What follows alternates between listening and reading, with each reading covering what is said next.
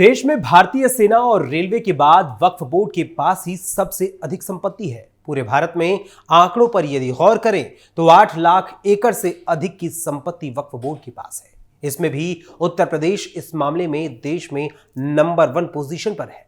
उत्तर प्रदेश में सबसे ज्यादा वक्फ संपत्तियां हैं। मीडिया रिपोर्ट्स के अनुसार मथुरा के शाही ईदगाह से लेकर वाराणसी के ज्ञानवापी मस्जिद, लखनऊ के ऐशबाग ईदगाह और यहां तक कि लखनऊ के राजभवन पर भी वक्फ बोर्ड ने अपना दावा कर रखा है, यानी उसे वक्फ संपत्ति बता रहा है। यहां पर सुन्नी बोर्ड के पास कुल 2,10,239 संपत्तियां हैं, तो वहीं शिया बोर्ड के पास उत्तर प्रदेश में 15,386 संपत्तियां हैं।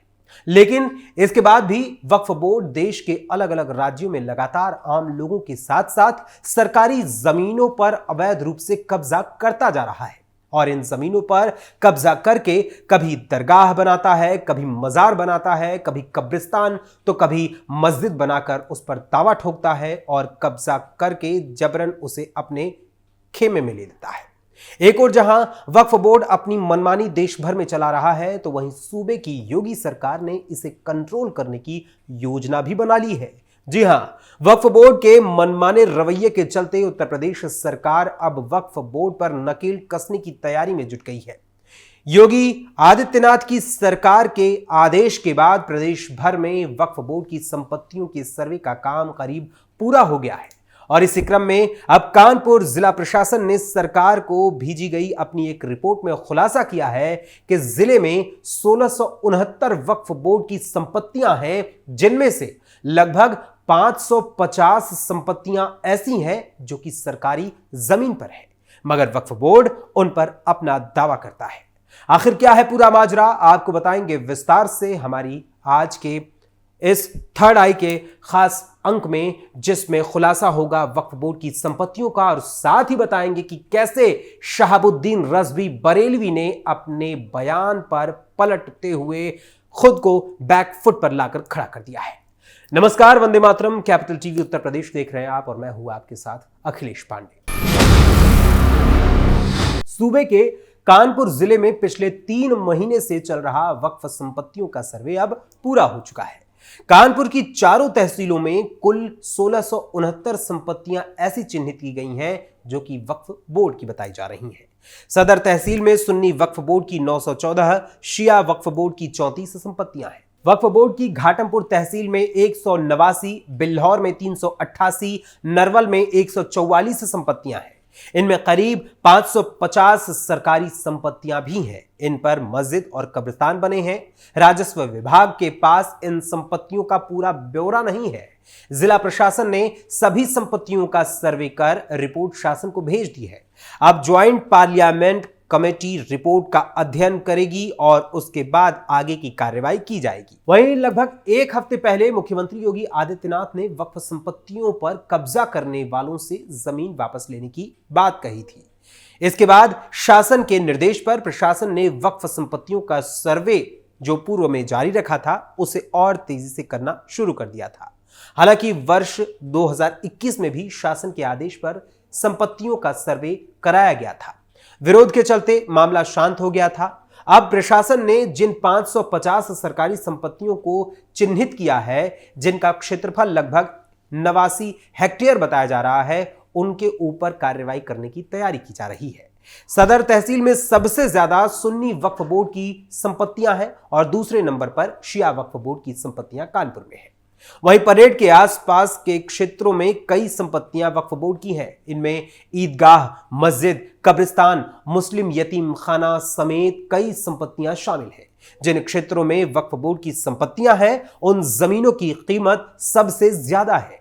सरकारी जमीन पर कब्जा कर बनाई गई मस्जिदों में बच्चे दीनी तालीम लेते हैं, यानी इस्लाम की पद्धति के अनुसार उन्हें मस्जिदों में तालीम दी जाती है और साथ ही यहां जुम्मे की नमाज भी अदा की जाती है। वहीं अधिकारियों का कहना है कि इस संपत्ति पर भले ही वक्फ बोर्ड का कब्जा है, मगर रिकॉर्ड्स में यह सरकारी जमीन पर कब्जा करके बनाई गई है, यानी वक्फ बोर्ड ने यहां पर अवैध तरीके से कब्जा कर रखा है। फिलहाल जिला प्रशासन ने इस मामले से जुड़ी रिपोर्ट सरकार को भेज दी है और अब ज्वाइंट पार्लियामेंट्री कमेटी इस पर फैसला लेगी कि इस मसले पर आखिरकार करना क्या है। हालांकि अनुमान यह भी है कि सरकार अपनी जमीनों को अतिक्रमण मुक्त करवाने की कार्रवाई कर सकती है, यानी बुलडोजर एक्शन की पूरी तैयारी है। कानपुर के साथ लखनऊ में भी वक्फ बोर्ड का कब्जा।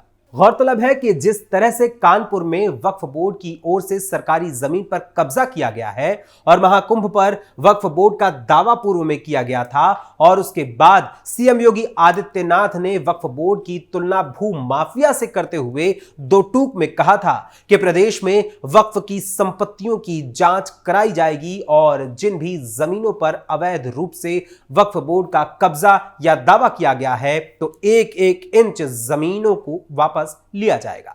तो वहीं अब सूबे की राजधानी लखनऊ में भी वक्फ बोर्ड ने अपनी हरकतों से बाज न आते हुए डालीगंज पुल के पास स्थित हुसैनाबाद क्षेत्र में मौजूद प्रसिद्ध गोपेश्वर महादेव मंदिर पर अपना दावा ठोक दिया है।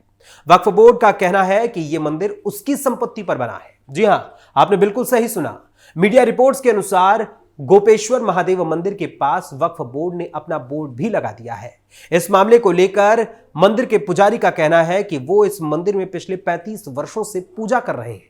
वहीं इस मुद्दे पर शिया धर्मगुरु सैफ अब्बास ने तो एक कदम आगे बढ़ते हुए पूरे हुसैनाबाद को ही वक्फ की संपत्ति करार दे दिया है।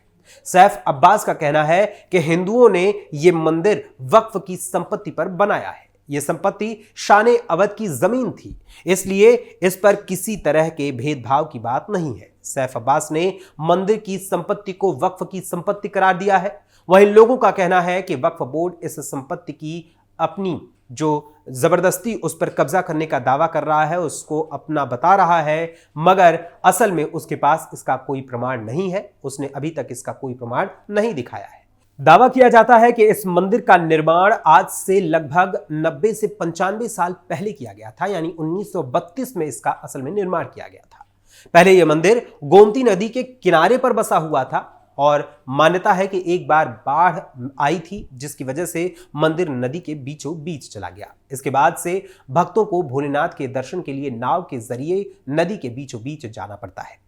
वैसे आपको बता दें कि जहां एक और वक्फ बोर्ड अपने पांव पसार रहा है तो वहीं कुछ दिनों पहले महाकुंभ के आयोजन को लेकर वक्फ का दावा ठोकने वाले मौलाना शहाबुद्दीन रजवी बरेलवी के सुर भी अब बदल गए हैं और सीएम योगी आदित्यनाथ के बयान के बाद वो बैकफुट पर आ गए हैं और उन्होंने मुख्यमंत्री योगी आदित्यनाथ के भूमाफिया वाले बयान का समर्थन भी किया है।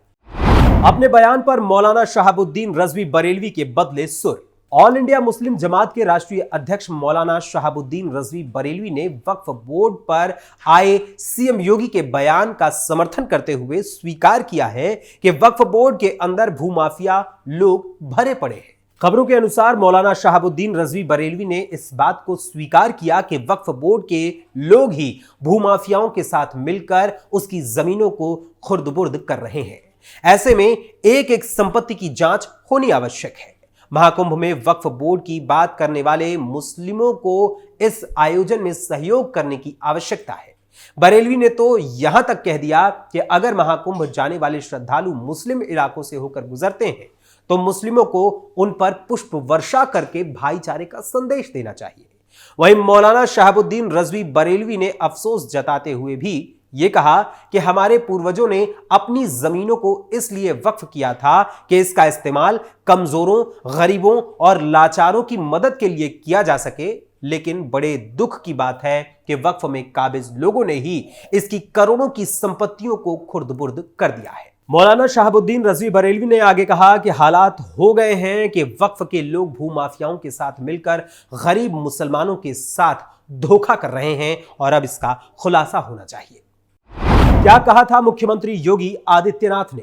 गौरतलब है कि प्रयागराज महाकुंभ को लेकर स्थानीय मुसलमानों के साथ साथ शहाबुद्दीन रजवी बरेलवी ने दावा किया था कि महाकुंभ का आयोजन जिस स्थान पर किया जा रहा है वो जमीन वक्फ बोर्ड की है। मौलाना शहाबुद्दीन रजवी बरेलवी ने दावा किया था कि झूंसी में 54 बीघा जमीन वक्फ बोर्ड की है। इस पर सीएम योगी आदित्यनाथ ने कहा था कि वक्फ बोर्ड भूमाफियाओं का बोर्ड है, यह कुंभ की भूमि है और इसके लिए ही उपलब्ध रहेगी। इसके साथ ही सीएम योगी आदित्यनाथ ने इस मामले की जांच कराने की बात कही थी और साथ ही कहा था कि वक्फ के नाम पर जमीन कब्जाने वालों से एक एक इंच की जमीन वापस ली जाएगी। वहीं इसके साथ ही केंद्र सरकार की ओर से लाए गए वक्फ संशोधन अधिनियम की भी हम बात कर लेते हैं, क्योंकि वक्फ संशोधन अधिनियम 2024 को लेकर नई अपडेट्स सामने आ रही हैं। 31 जनवरी से संसद का बजट सत्र शुरू होने वाला है और फिर 4 अप्रैल को इस बजट सत्र का समापन होगा और इसी बजट सत्र में संयुक्त संसदीय समिति यानी ज्वाइंट पार्लियामेंट कमेटी, जो कि जेपीसी कही जाती है, उसकी बैठक में पिछले महीने से कई बार विचार किया जा रहा है। पिछले कई महीनों से इस पर विचार करने का काम किया जा रहा है और वक्फ संशोधन अधिनियम 2024 पर चर्चा भी हो रही है और उस पर बयानबाजियों के साथ साथ कई बार सवाल भी उठे और बवाल भी खड़े हुए। वहीं वक्फ संशोधन अधिनियम 2024 को लेकर जेपीसी की ओर से अपनी रिपोर्ट इस बार के बजट सत्र के अंत तक पेश करने की बात कही गई है और इस बहुप्रतीक्षित व विपक्ष की ओर से विवादित बनाए गए वक्फ संशोधन अधिनियम को अब की बार पेश किया जाना है। उस पर संसद में आगे का निर्णय लिए जाने की उम्मीद भी जताई जा रही है।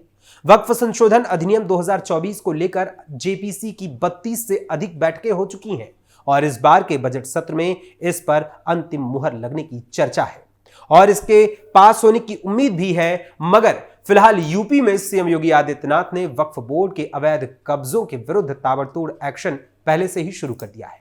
सीएम योगी आदित्यनाथ के तगड़े एक्शन और साथ ही मौलाना शहाबुद्दीन रजवी बरेलवी के बदले सुरों को लेकर आप सभी का क्या कुछ कहना है, हमें अपने कमेंट्स के माध्यम से अपने विचारों से रूबरू जरूर करवाइएगा। फिलहाल अभी के लिए थर्ड आई के आज के इस अंक में बस इतना ही। फिर मुलाकात होगी थर्ड आई के अगले अंक में किसी और खबर, किसी और मुद्दे, किसी और विषय के साथ। तब तक के लिए मुझे अनुमति दीजिए। धन्यवाद। जय हिंद, जय भारत।